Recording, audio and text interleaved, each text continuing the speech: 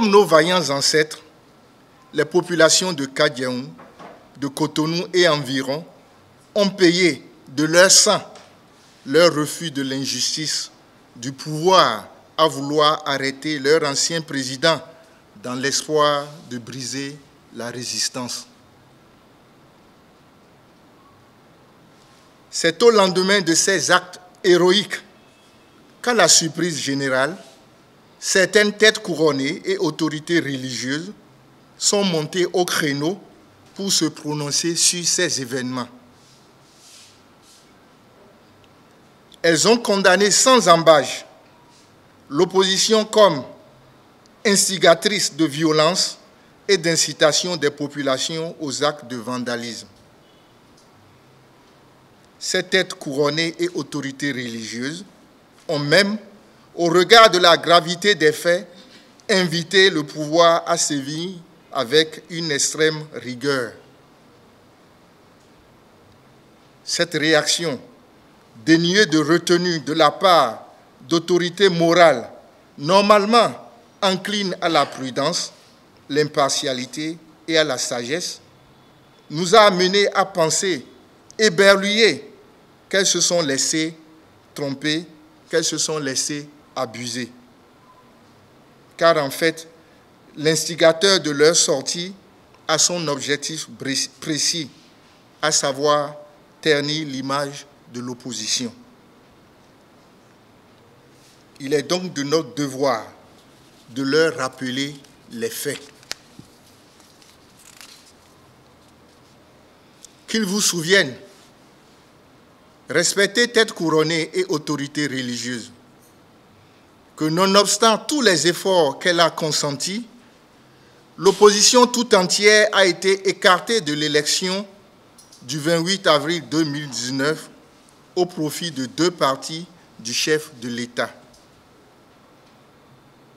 À la suite du rejet massif de la mascarade électorale par le peuple béninois, tirant les leçons idoines de cette prise de position populaire, les 2 anciens présidents de la République, Nicéphore Soglo et Boni Yayi, ont, au cours d'un point de presse de l'opposition au siège de Vidolé, invité le président Patrice Talon à annuler ces élections pour en organiser de nouvelles, véritablement consensuelles, inclusives et transparentes.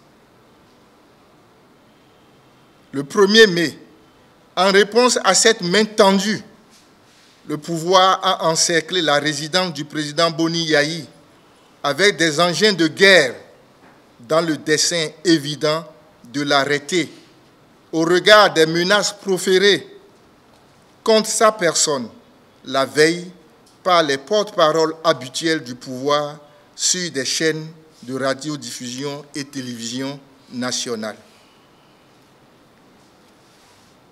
La réponse spontanée des populations riveraines, renforcée au fil des heures par celle des habitants des quartiers de Cotonou et environ, a été de se porter à sa résidence pour protéger leur ancien président et notre démocratie. Ce refus de l'injustice et de la mise à mort de la démocratie et des droits de l'homme a conduit à un combat inégal entre d'un côté les braves populations les mains nues et de l'autre côté les forces armées tirant à balles réelles. Cette riposte disproportionnée des forces répressives a coûté au moins 9 morts dans les rangs des manifestants.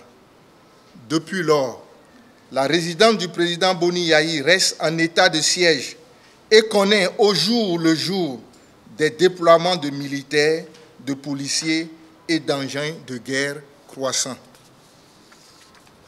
Ainsi, figurez-vous, un citoyen béninois qui a dirigé son pays avec amour, abnégation et patriotisme 10 années durant est, par la volonté d'un pouvoir tyrannique en résidence surveillée, interdit de visite, même de son médecin et de son avocat, depuis 2 semaines déjà. Le pouvoir insensible aux appels de la communauté internationale des chefs d'État voisins, des intellectuels des quatre coins du monde continuent de provoquer notre peuple. Car en dépit de son rejet d'une élection législative exclusive, il s'apprête à installer les députés que les populations n'ont pas voulu à plus de 90%.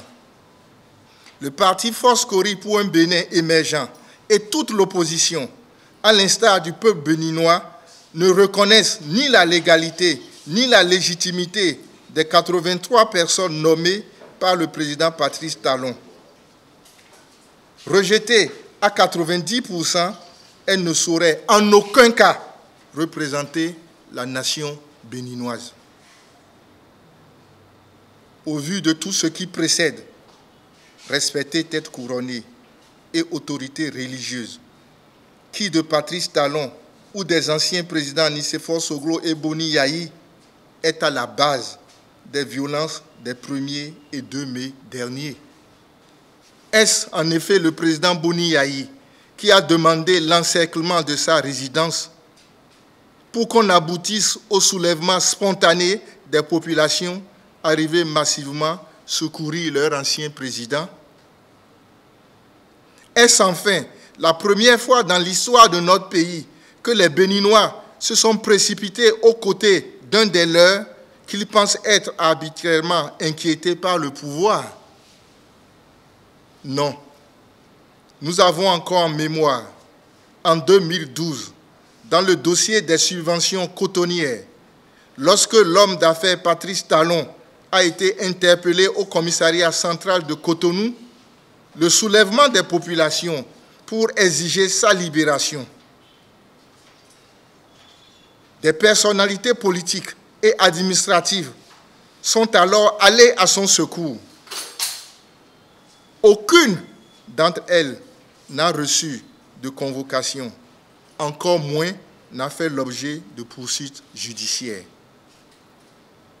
Respecter tête couronnée et autorité religieuse, vous semblez en déphasage avec le peuple dont vous êtes censé être garante des traditions. Car notre peuple, lui, comprend très bien la situation socio-politique de notre pays.